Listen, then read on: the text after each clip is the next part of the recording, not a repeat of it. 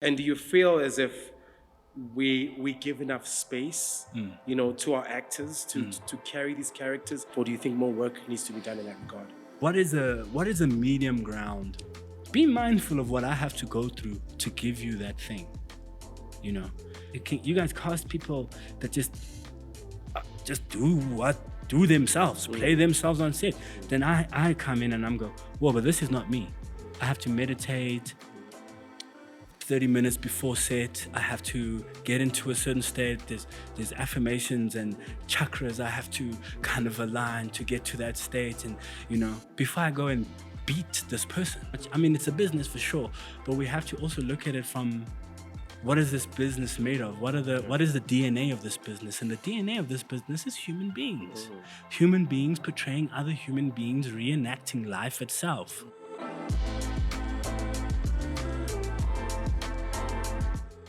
Hello everyone, welcome to episode 1 of our second season of the Film Biz Show, the only show where we delve into industry professionals' minds to discover their insights on the current landscape of the film and television business, both in South Africa and internationally. Please subscribe, like, comment, and turn on the notification button so you are aware of our future episodes that you will love so much. Many know our next guest for his excellent work as the character Mqhele Zulu on the hit TV series The Wife.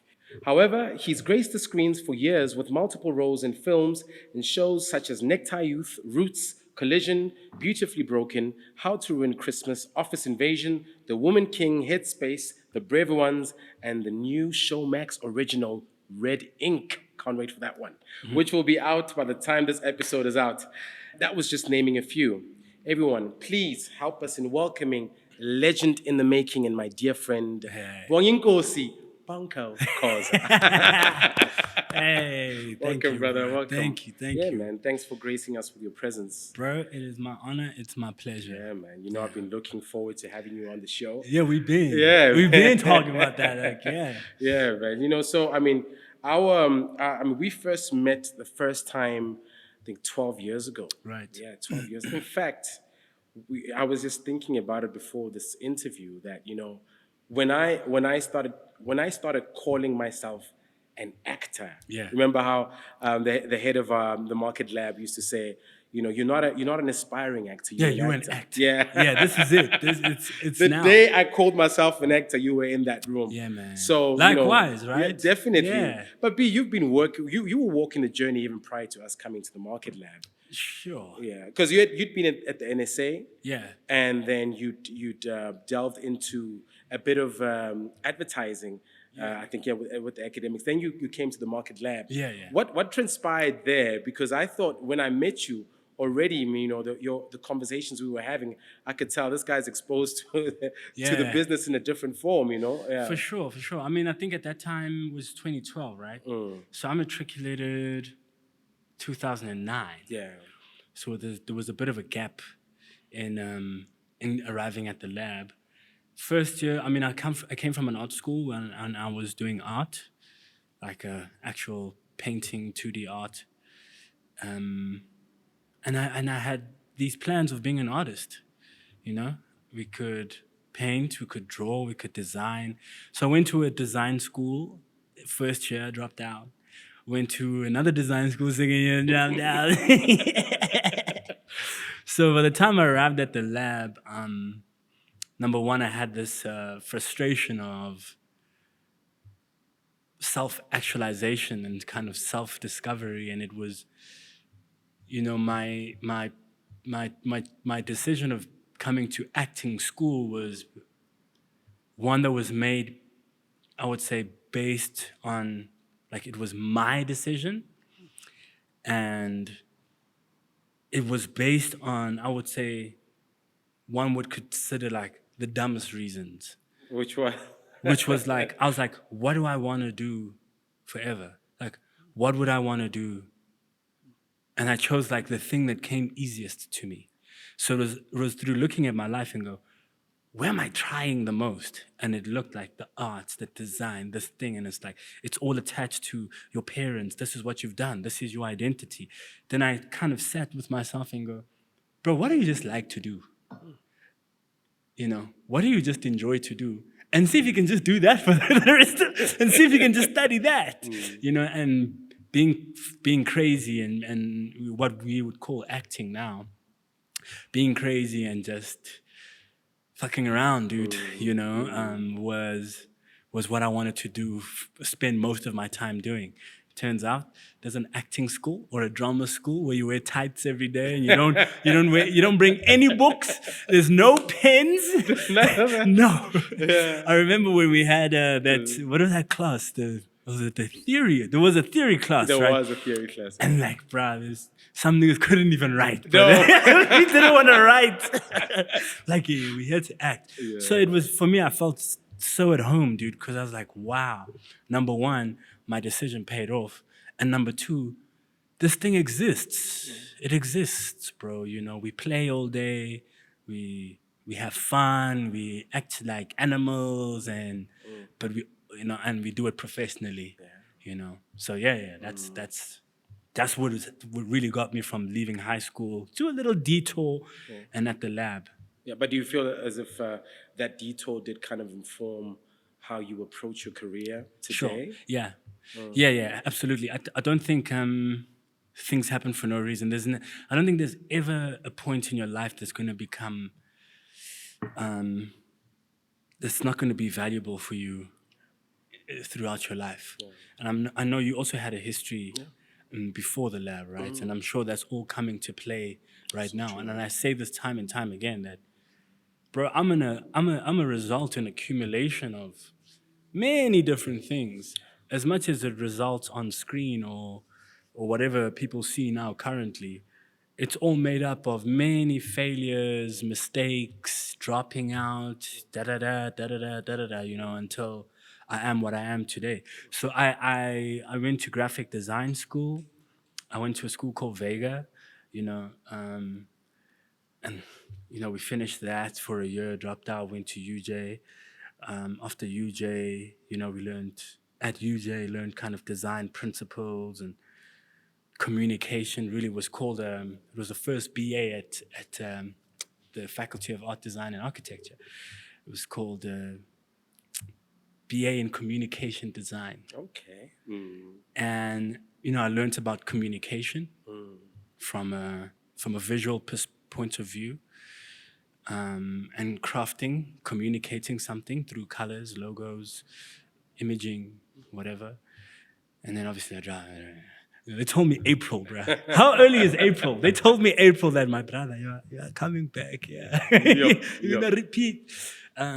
So I think now, the way I look at my Instagram or come up with ideas or when I work with brands or whatever, I get it.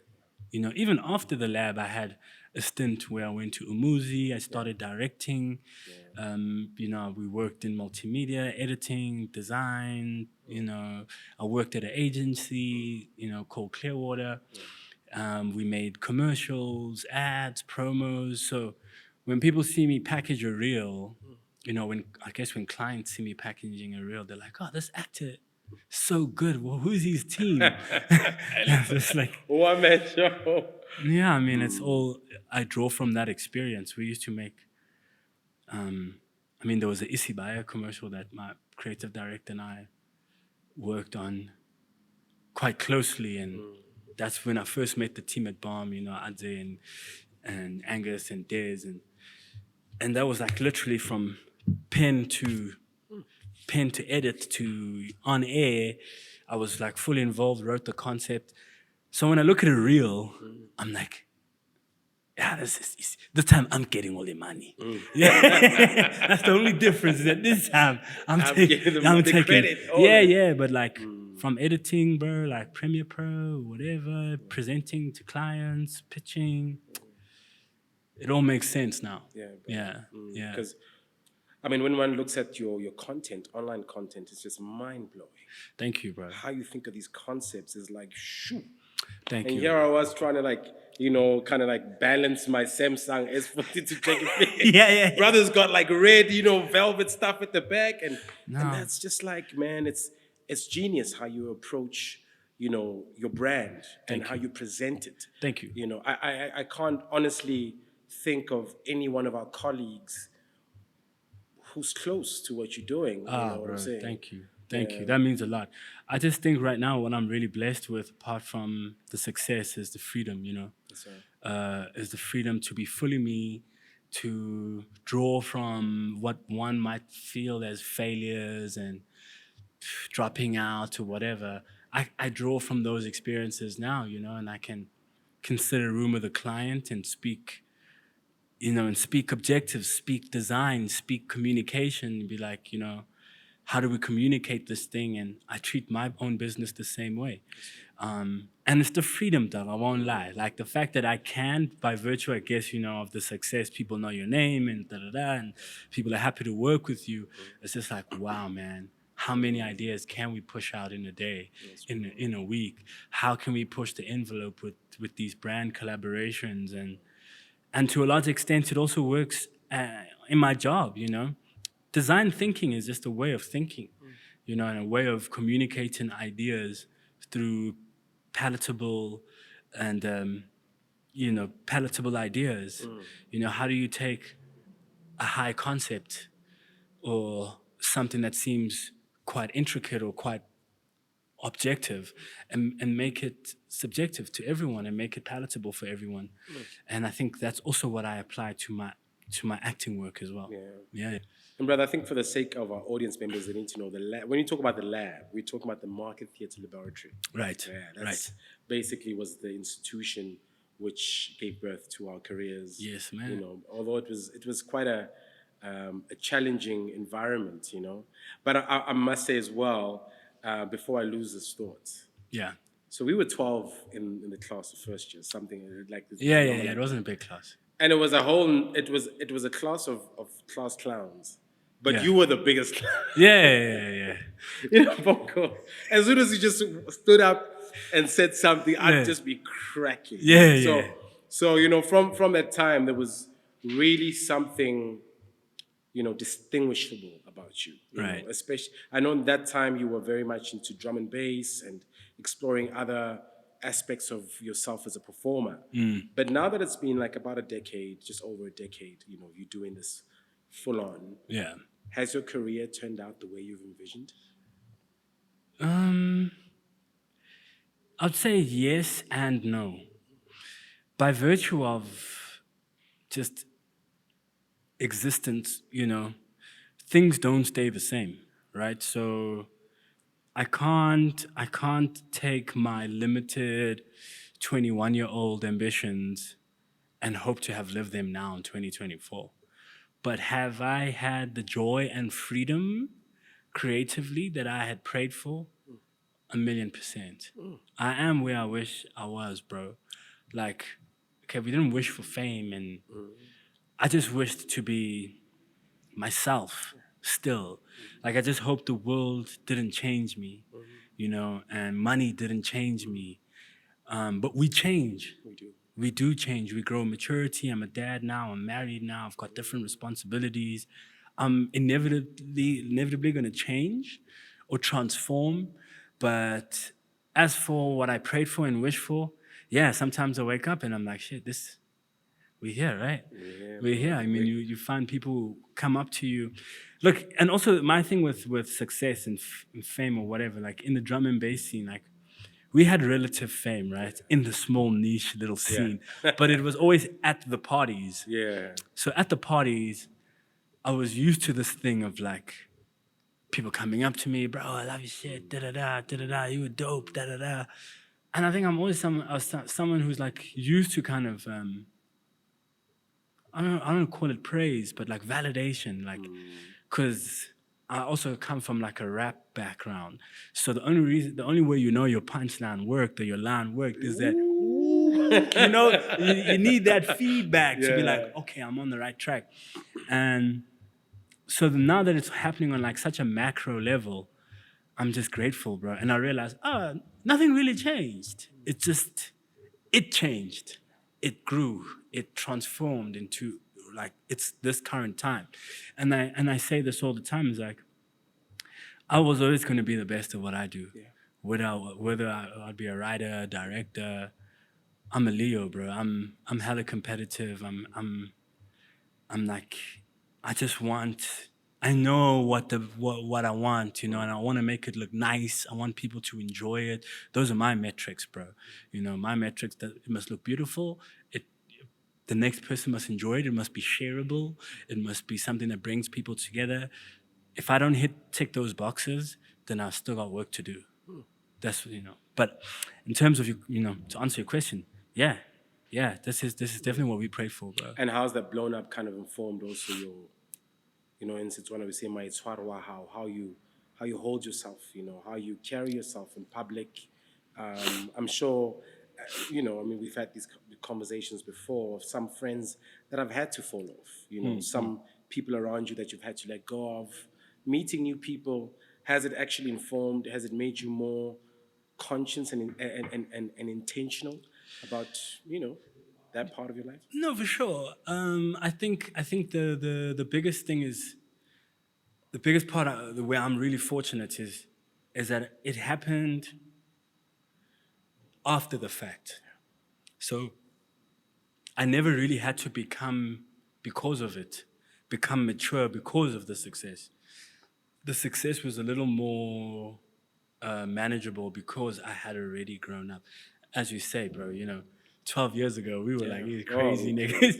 Imagine giving that nigga this. Yeah, no. No. It'll be a complete waste. So I think God was very great in engineering the way everything played out. And, I was married all before the wife, the success and stuff all came once I was matured, I believe, because Lesego and I had been dating for a long time. We met at the lab, as you'd know. And yeah, dog, way before things really popped off, I was secure in who I want to be as a human being, as a man. I knew I wanted to be a husband. I knew I wanted to be a dad. So already I was moving in a certain direction where I think I became ready for this level of responsibility as opposed to the other way around. You always miss the child star years, right? When you turn 16, you're like, fuck, it's running away. It's running away. But maybe it was a good thing. But maybe it was a good thing, bro. And as we say before we started rolling, that you actually have to be more grateful for the things you didn't get as opposed to the things you do. I mean, I always look at it as this is my opinion and how I work. I know I'm good. So if you finally see that, I'm just like, welcome. Phew, But when I don't get a job and I finally see it, I'm always like, phew, thank you, Lord. I see what you were doing. Thank you for that. I mean, I'm grateful for everything, and I'm always like, thank you, Lord, for helping them see what you've put inside of me. But I've never worked from a validation point of view where I'm like, I need that other person. Maybe it comes from being an artist, right? Because we work in isolation. We paint on our own. We live. You don't paint. Acting is so strange, right? Because before you finish the picture, you need these validation steps, your audition, your callback. But in my head, when I'm making the character, I'm done. From that first minute you gave me the script, I read and I performed it. That's the nigga. He's not going to change. Maybe you're going to put clothes on him and you're going to put him in the set. But that's him. So what I do with my auditions now, I do everything. I just put on the costume and everything. So and my coach always says, make it feel like a movie take. I just give you the movie take so that we don't waste each other's time. Because now, will it become a power play when you're trying to adjust what's already? Because in my head, I'm done. This is Mqhele, guys. Whether you're going to add another jacket on him but me, I found him the day at the audition. Plus, Mqhele was a self-tape. I found him that day in my room. That's him. He doesn't get more him than him. Maybe you're going to add an actress and other characters to paint your picture. But for me, so I never work in reverse where I'm like, is it nice? And then you get the audition and then, did it work? And you get and I think I've been such a relief to some directors because they're like, he knows. I'm safe with him. Instead of that actor is always nagging. Did you like it? What do you think? I'm thinking, what do you think about that? We don't care. Let's move on. Let's move on. Yeah. Yeah. Which is a wonderful thing, man. I try, bro. It's a wonderful thing. I mean, I did say, I met you, I think we were together on set, I think 2021, 2020, and we were shooting Office Invasion. Yeah. And, Bonko, in our brief interaction, we had spent more time prior to that, but I think things got busy on both sides, and we hadn't been able to link up as we did in the past. But it was on that day, I was just thinking back, obviously as I'm prepping for this interview, like that day there was something different, there was a switch in this man, and because I was already in my headspace trying to figure out my future, how am I going to play this whole thing, I could feel when I met you that, okay, this guy's, he set his path. He knows where he's going. He's no longer like, kind of flopping around, you know, like you were like, and some of these things had not manifested yet. I know you were still shooting the Brave Ones, and just done with the Brave Ones. You know, and this is what, I believe that it happens inside of you before the outside, kind of confirms it. And I could feel it with that interaction that, nah, man, this guy's... Thank you, bro. He's a lion now. A full-on lion. No, for sure. Thank you, bro. And I feel the same about you, dog. Sure, like, brother, I mean, it's. I say that also because, you and I started together. We were like the kids there in our tights, eating chips there, TFC, whatever, smoking weed at the park, whatever. You know what I'm saying? Which is valid and necessary. But when I saw you, I mean, recently after we had separated from school, and it's like, boom, like, dude, I'm producing, boom, boom. I mean, you were directing with James on that final play, which we won't talk about. Yeah, man, that play was, man, I wish we could touch on it. You know, and I think already, dude, you appear to be someone who understands where you're trying to go. As much as you are holding it or not, but I could tell, and I took a lot from you as well, bro. That's like, because it was also a lot for a kid among actors to say, I'm not gonna act, I'm not gonna take the spotlight. I want something here. That move felt very intentional. When we heard that Marcus is actually gonna be the assistant to the director, and we're like, nigga, you don't want the lights? You don't want the lights? You don't want the stage? But I was also like, but what, And to be honest, off the record, that's really what made me decide to do what I did then. Oh, wow. Yeah, that was one of the reasons where I was like, nah, dude, there is someone who's showing me that there's more to this thing. And obviously I also felt like the universe was pushing me out. Your choice, and I know the audience doesn't really know what we're talking about, but your choice then really rocked me because you forced me to step up, like when you decided to leave, and I was like, you forced me to step up, and that character grew as the show was running, right? Sure. And in the back of my mind, I was always wondering, like, where's Bonko? How would it have been if he was still, doing this? But then afterwards, I realized also, some things really had to happen.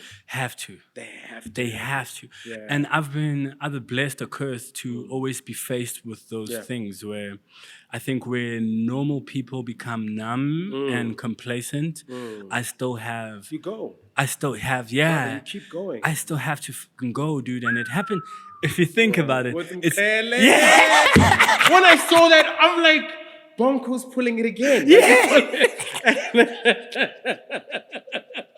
And that was crazy. But also, I feel like... But you would get it. You would get it, right? Because you were like, nah, I know this guy. I know this dude. I know. And funny because, it seems like from that choice, you only grew stronger.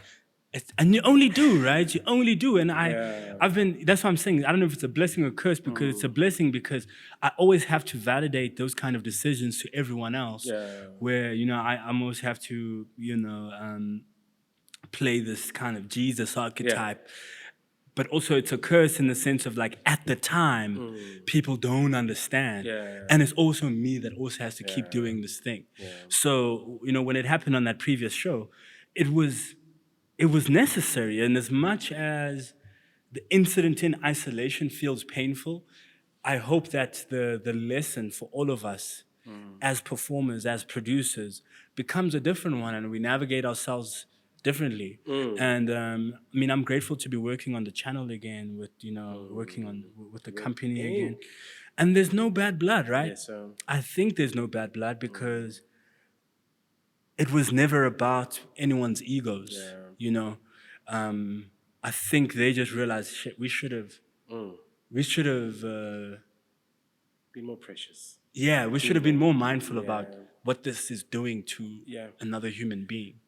B, I want to touch on this aspect, of, do our line producers, are they really, mindful of process, of what we go through?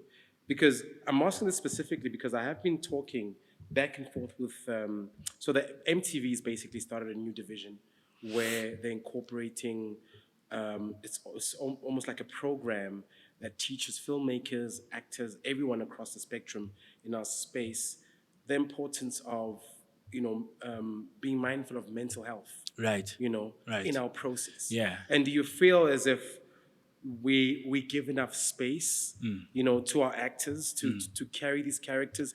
Do we honor, actors enough, or do you think more work needs to be done in that regard?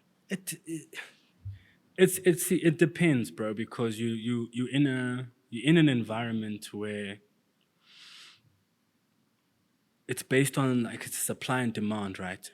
So if there is no need for me to give it, also, I'm saying the responsibility is also on actors, right? Yeah.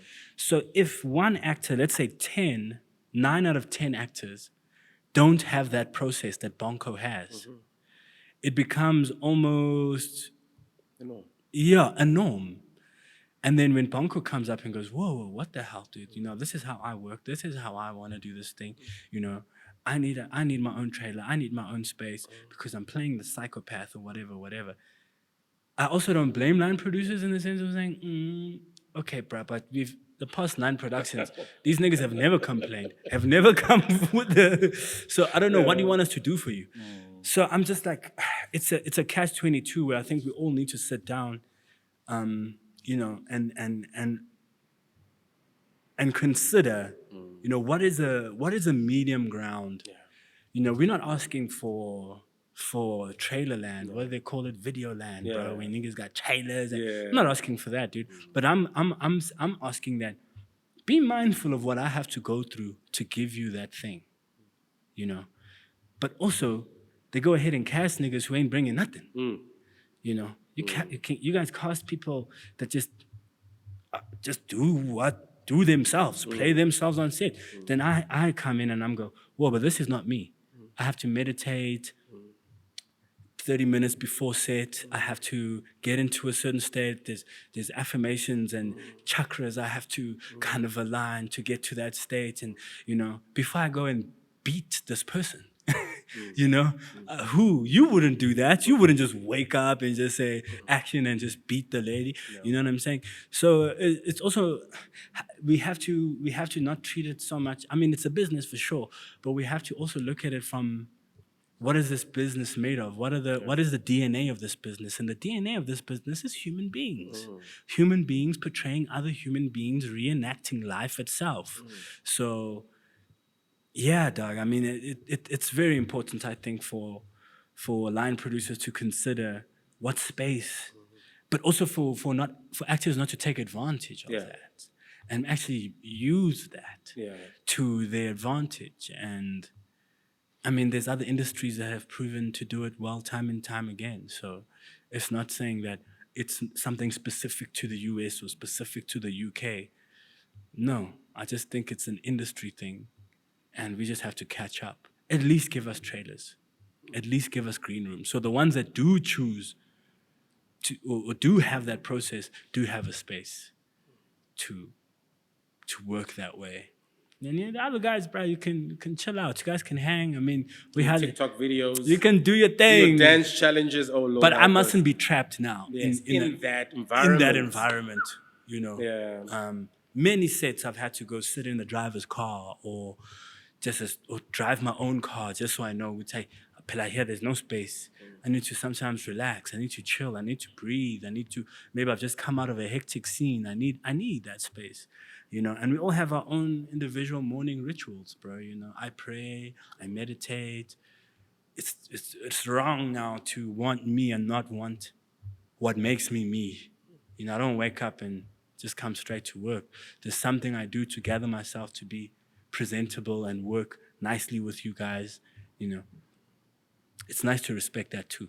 I think it's very what you're touching on is so important, and we don't see the value of it because, as I was just telling someone once, I was on set. There was a continuity problem. The director said, our audience, they don't care. Yo, just leave it, man. Nah, but that's painful. But that's a general attitude, right? Like the audience doesn't care. Like Bonko, whether you are aligned with your chakras or you had that prayer, look. You just delivered that line, and we shoot in the next scene. Yeah. I've been on a set where it was like first take is the take. Shoo. I'm like, hey guys, really? Like, yeah, this is the one. What do you mean? Moving on. We got 15 scenes, don't we? So I know, like it's tough, and I just don't know. I don't know if is it the budget? Is it time? Is it expertise? And like I'm all for employment, But at the end of the day, we're playing tandem with an audience, who I believe we should give more power than the money itself. And if you look at a Nollywood kind of archetype, they have the audience thing down, And I think with the way they've understood it is that even if you give us 10 million, we'll do 10 movies, because we know what our audience wants and likes. But a statement like that undermines the audience, And there's things I read online, and when you go to social media and you read what people think about what we're doing, you're like, okay, we don't really have that down yet. We're still working on an assumption that this is what these people want. So it's a negotiation with the audience because I'm sure people want to see much cooler content, bro. So you are a relatively well-traveled person, right? And with the work you've done with Necktie Youth, you were able to go to festivals outside of the country in the States. What do you think the current perception of our business is? From an overseas market? From an overseas market point of view. Potential. Okay. Potential, young, fresh. Potential, young, fresh. Interesting. So I think we have to meet our global reputation where it is, and it's great to know how people perceive you so you can act accordingly or adjust accordingly. So I just think from a South African point of view,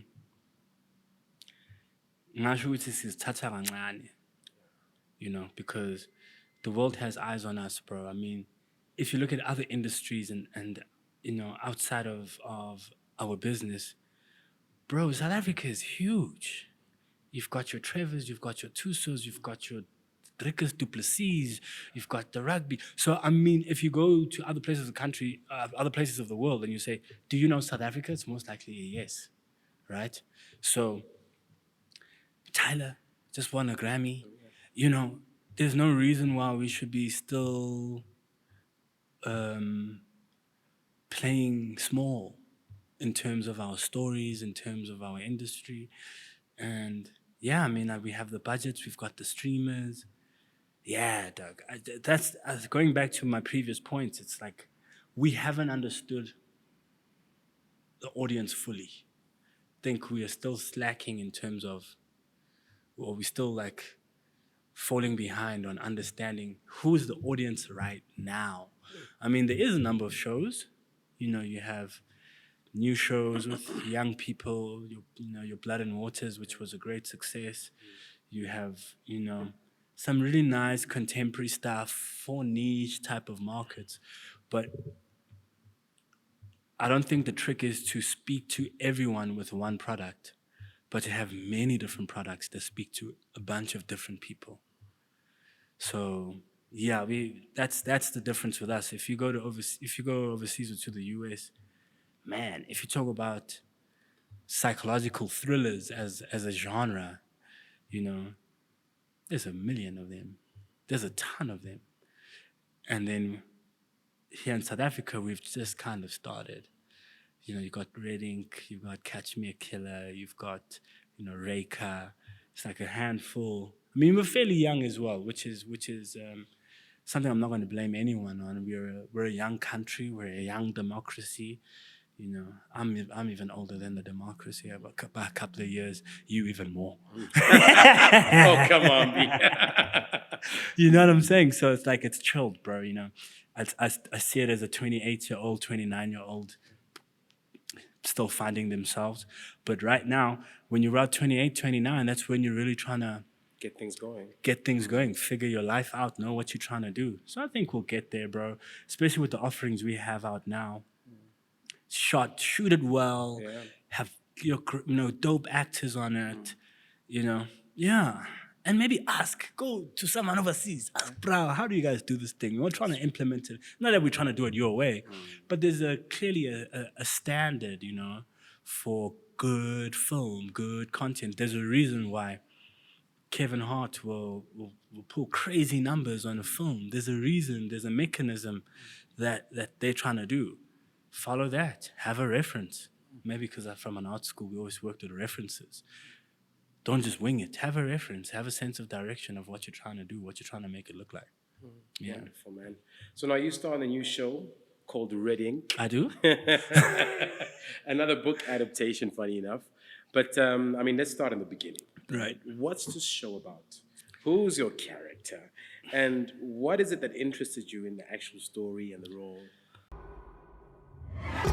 Ufikile lusekhambule ngifuna wena ubhale nje incwajana ngami.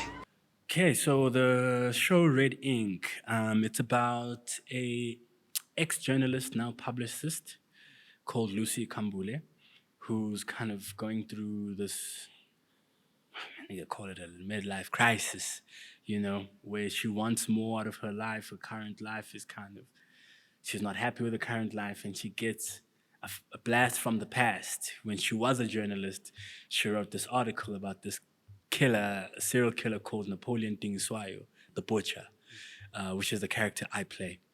And yeah, so at this point in time, at the point where the story kind of takes off, Napoleon writes Lucy a letter to visit him in prison and write this book about him.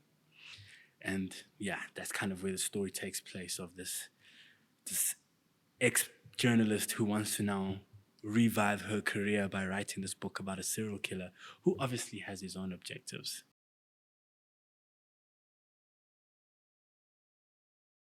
Yeah, with the actors. So Melvin. What was your reasoning? Why? Because I wanted people to have a first-time reaction with the character. I wanted Nunu to have, because already, no one has spoken to Napoleon in such a long time.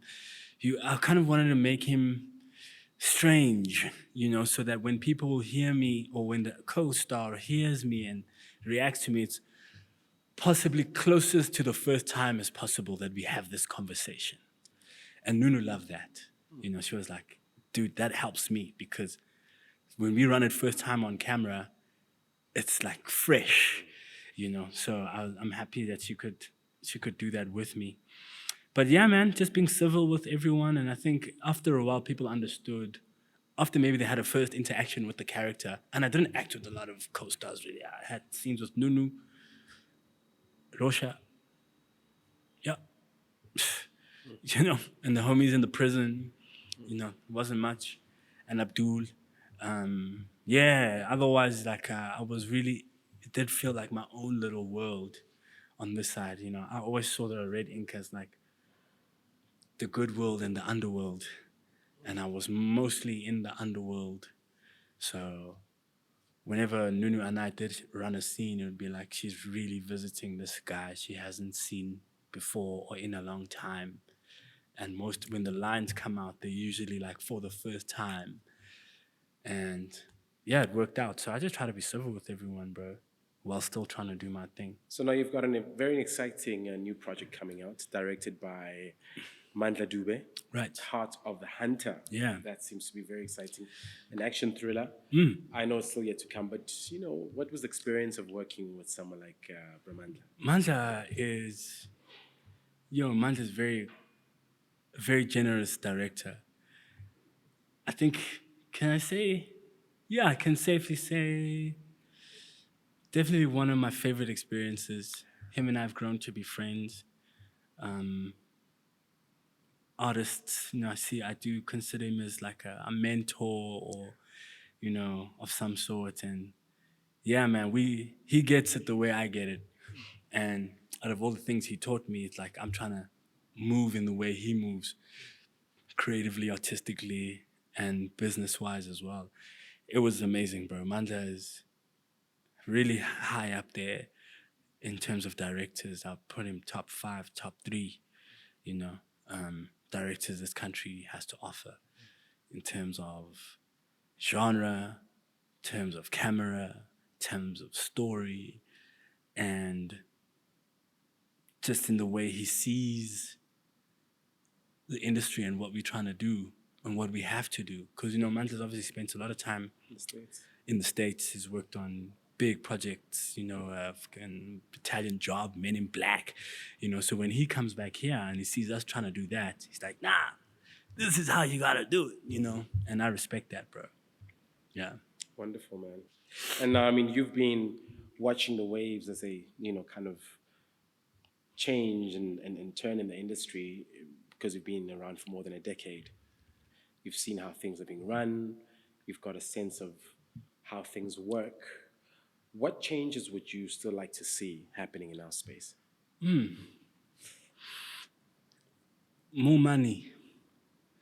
We need way more money, bro.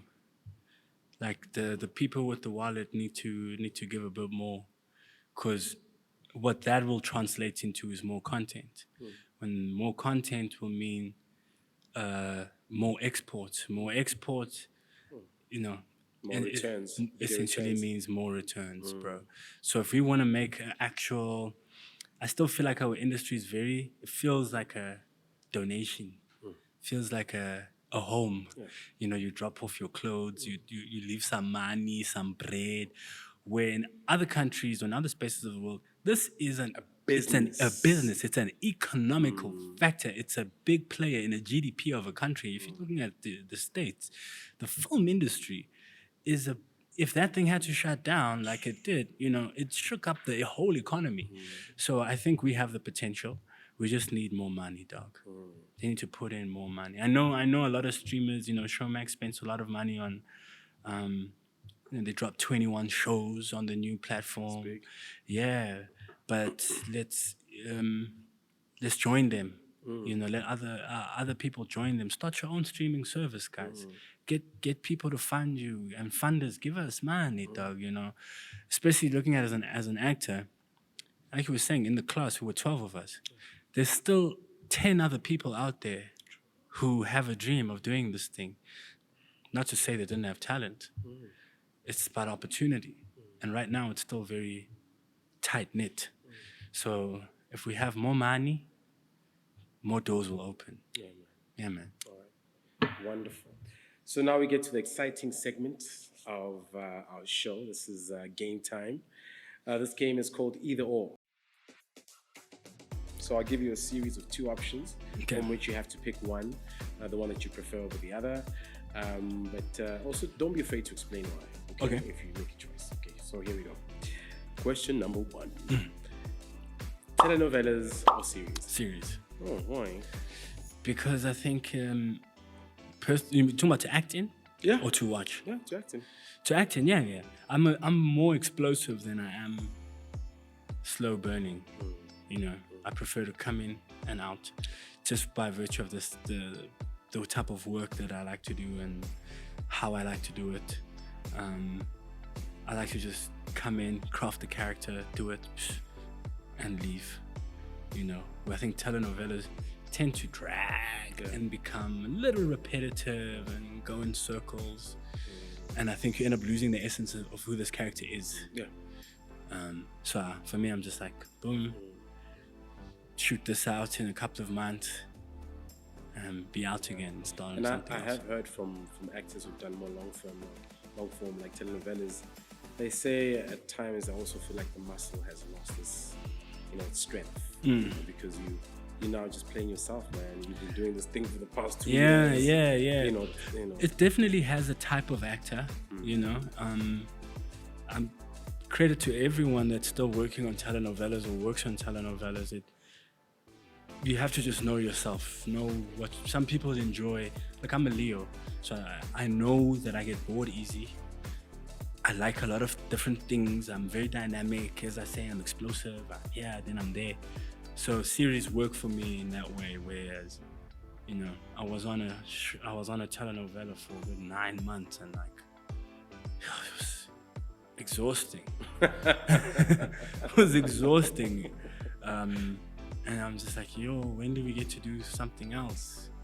Because you feel like you've explored this nigga as much as you can. You've done as much as you can. What else are you gonna make him do? You're gonna give him superpowers now, something. Fuck. Yeah, but I'm. That's how I feel. Interesting. Okay. Drama or thriller? Thriller. Why? Because I think we've explored so much drama in this country, and I think our premise of stories always comes from a dramatic point of view. Like, this one slept with this one's husband, and this one is the slut, and it's always we've explored the drama genre enough. It's time to go deeper, go into thrillers, play with other genres. I'm all for the thriller. Big sets or smaller sets? Big sets. Yeah, man. Big sets. The higher the stakes, the better. I think small stakes, small sets have small stakes. I think people tend to. Look, we're human beings, so we always need to click into a fight or flight mode, right? So when the stakes are higher, you're sharper, which means you're at your peak. So rather create an environment where people are always at their peak, as opposed to where one can be comfortable and it's like, he's looking at the cameras, he's looking at the lava. So now I won't go do my best, type of thing. So I think when stakes are high, I did a series for CBS, and my nigga, it's just a different level, bro. Different level, eh? Yeah, now it's a different level. I'm just like, I can't fuck up. Like, I have to be on my A. I have to be on my A. Yeah. I love that, dude.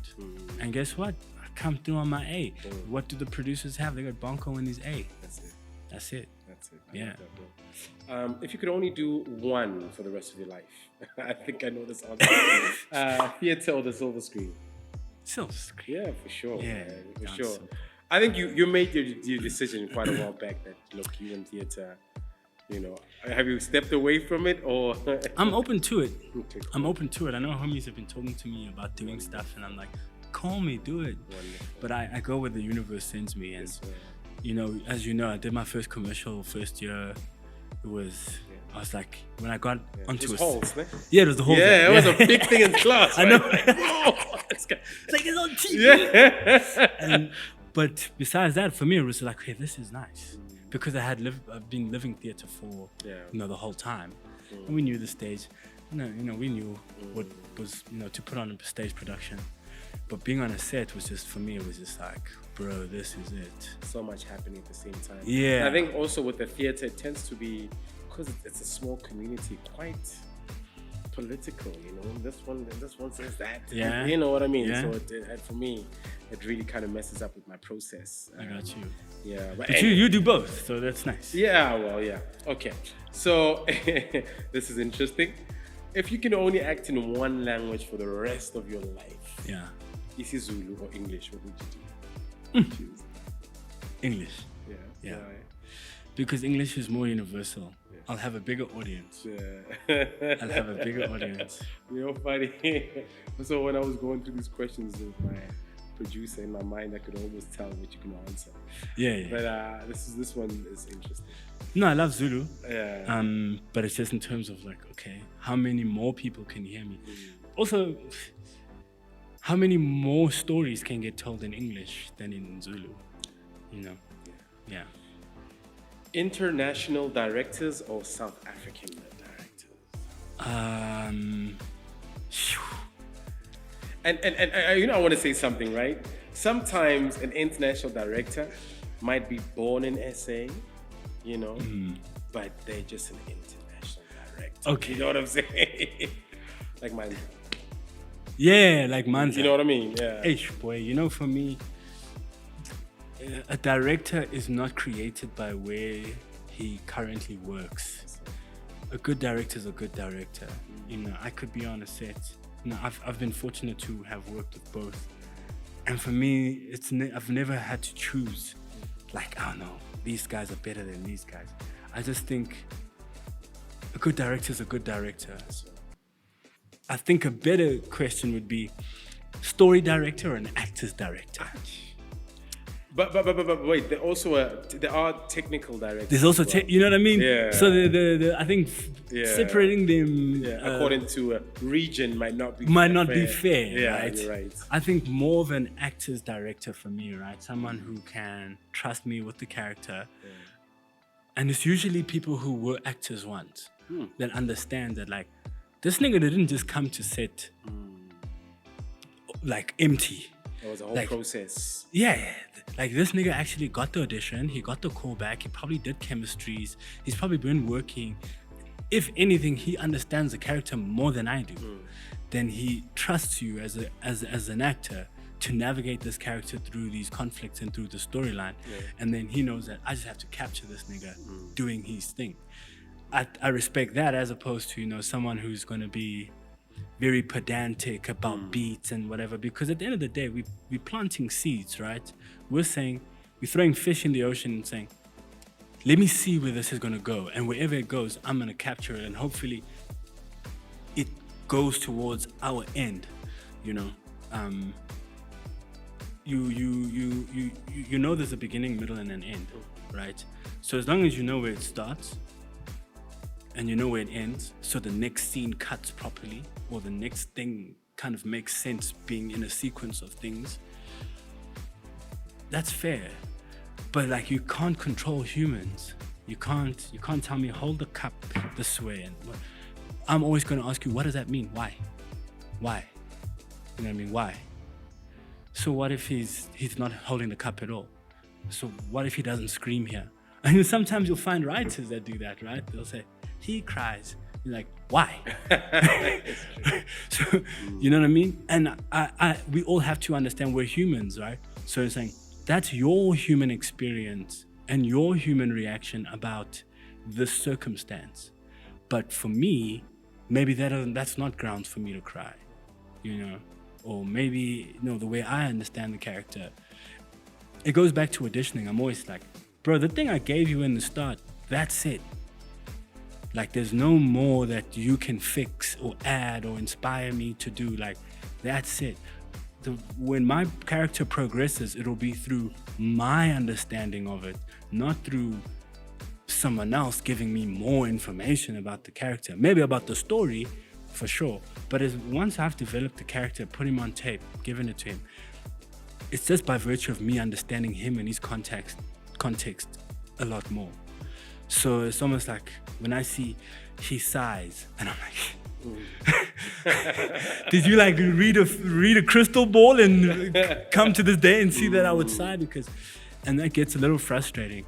But sometimes it's nice to sigh when you feel like sighing and it's not in the script, because my job really is to work outside of the lines, is to create. If everyone's creating, cameraman is shooting what was on paper, now is picture. I'm doing what was words, but now is action and thought and things in between the lines. So, yeah.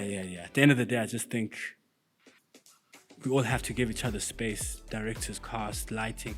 I'll never stand in the way of a technical flaw. I'll never be like, move the light this way because that. I'll never tell the DOP, use a lens like this. But sometimes you get directors and people will say, do this, do it like this. And you're like, man. I don't come to you and say, make your storyboard like this or whatever. But I mean, it's as I say, it's an industry of human beings, bro. We're all negotiating with each other, our different personalities, all to the same end. It's all energy, isn't it? Yeah. It's human beings, bro. Yes, sir. Now the next one is, do you prefer period pieces or films set in the present day? A bit of both. Is that okay? Yeah. A bit of both. I love to tell history. You know, I love this the new Shara Ilembe series. You know, I think for any Zulu or African, it's important to know that stuff, and I love it when art translates a history lesson, you know, into something enjoyable and nice. But also, I love the current stuff, bro. Like seeing what happens now, things set in today's age, it makes it fresh, makes it contemporary. So I'd say a bit of both, bro. Wonderful. Okay. Villain or the hero? You see, this is my life's work. This question, I'm going to try to answer as concise as possible. The villain is the hero in his own life. So my job has always been to humanize the bad guy. Like, that's what I do. So I take on villain roles because there's still kind of a typecast and an archetype of staring hero. But I'm always trying to do the opposite, trying to make the villain the hero. Because if we talk about acting and human beings, the villain is the hero in his own story, right? He's the good guy. You guys are getting in his way. He's trying to save the world by whatever means Necessary. You know what I'm saying? So I'd say both, bro. Okay, to answer the question, I'd say the villain, because my life's work right now in terms of acting is to play bad guys and make people fall in love with them. You did very well with Mqhele. Thank you. It was really, really phenomenal. Thank you. Okay, now we've got a new mini segment called Put Them On. Yeah. Which is basically like just putting on someone, highlighting any upcoming filmmaker in any capacity of, you know, the whole ecosystem. So whether it's an actor, writer, director, just someone who you've seen who's coming up and young and you think we should definitely be on the lookout for. Do they have to be young? Well, coming up. Coming up? They don't have to be young, but someone that you feel people should definitely be on the lookout for. Okay. Acting wise, I would say there's a boy called Pancho. Hi, my name is Punch Kasela and I play Menzi Dube on Justice Served. I've heard of this kid. Yeah. Yeah. Pancho, he was on Justice Served. He was also one of the goons in Soon Comes Night. With the dreadlocks, right? Yeah. I love that kid, man. Yeah, I like he's also a comedian. Really? Yeah, we've gone to one of his sets in Bram. Okay, nice. Very funny. Nice. We used to have the same agent, so okay, we got a very good relation. I love him. I really mess with that kid. I love his performances. I think they're strong. And in terms of directing, I mean, he's not a beginner and he's not coming up at all and he's not young. But Zweretu Khatebe is still a name that very precious guy. Yeah. It's a name that is just gonna make noise soon and very soon when the time is right. I think more than putting them on, it's more like a heads up. Like, guys, something is coming. Yeah, that Zweretu Khatebe, don't forget the name. He's really gonna change the game when he finally gets the time, or when the universe allows. He gives me the Debo Khumahlati kind of vibes, you know, very just kind of reserved and as a person. And a quiet observer. Yeah. Of your process as an actor. Sure. You know, he almost comes and whispers in your ear. And says, let's try it this way. Absolutely. You know, he gives you space and engages you at the right distance. You know. There you go, dude. Yeah. I think it's really someone who I would also call him an actor's actor. He really respects and understands what it takes to, you know, once you're working directly with the director, I mean, you as an actor have gone through a process. So I think he understands that, respects that. It's like, you didn't start yesterday. I don't need to show you much. I mean, we need to get on the same page about certain things. But man, he's aggressive. His work is aggressive. It's rough. It's disruptive. It's clean. It's sentimental. It's honest. I need to work with that homie again. Wonderful. Yeah. Okay, so you guys recently worked on a project. Not recently. We did a commercial years ago, Vic's commercial. Yeah. And man, he treated it like a film, dog, Yeah. so much care for it. Even like, we had a voiceover that runs throughout the film. And I'm sure we did that like 5 or 6 times. Jeez. Just because it was like so specific about what he wanted, and he wouldn't stop until he gets it. Definitely. And right now he's one of the shareholders now of Egg Films. Of Egg Films, yes, I Which is remember. Yeah. a great move, right? Which is a great move. Black excellence. Man. Yeah, shout man. out to But Zweli. dude, shout out to Zweli. When he drops his next film or series, Yeah. yeah, Yeah, everyone for sure, will know. guys. Yeah. Awesome, man. Bonko, man, thank you for this wonderful conversation. Thank you for having me, bro. If I was to be honest, I've been looking forward so much to talking to you, brother. Thank you. Funny, I have to squeeze this in. Yeah. After we had our production meeting, and we have a long production because everyone's got ideas, and Yeah. and I was like, no, we have to get Bonko to do the first episode of, the new season. And we had as I said, a long meeting. Drove back home. I was so tired. I literally I died on the couch, slept. I didn't sleep for very long, but I had a dream. And in the dream, you come up there, guys, where's my trophy? I don't know what the name of the trophy was. Where's my trophy? And I'd been sleeping. Now, Lesejo's around there. Marcus, where's his trophy? We're all looking. And I think someone from your family, either an aunt of yours or your mom was there. So there we are, pedantic, like, oh my gosh, and I know you when you're in the zone. So you were not like apologetic, like, yo, homie, where's my trophy? You were like, God, I need my trophy. And I think your wife got the trophy and Lesejo gave it to you. And you gave the speech, a thank you speech. Yeah. And we were there as friends taking pictures. And I woke up there and I'm like, this is going to happen, man. God bless. Things are coming. God bless. Big bro. things are coming, brother. God bless you, bro. And I am so blessed to be a part of your journey. Thank you, man. To call you a friend. My To nigga. have seen your growth. Yes, sir. And South Africa, man, we're not ready. It's gonna be Hey. ready. No, bro. Thank you. God bless you, man. Yo, I'm grateful. Yes, sir. I'm grateful, and all the best. Yeah. Keep climbing. Yes, you sir. know, Yeah. you got my numbers. Yes, sir. I've taken a few notes, and so there are a few things I'll be implementing differently this year. No, that's for bro, sure. and I hope you get to hang more Yes, this sir. year, bro. All the best. Thank you so much. We would like to thank Fortune Well, the Magic Lightbox Company, as well as the Dynamic Workspace for sponsoring this episode.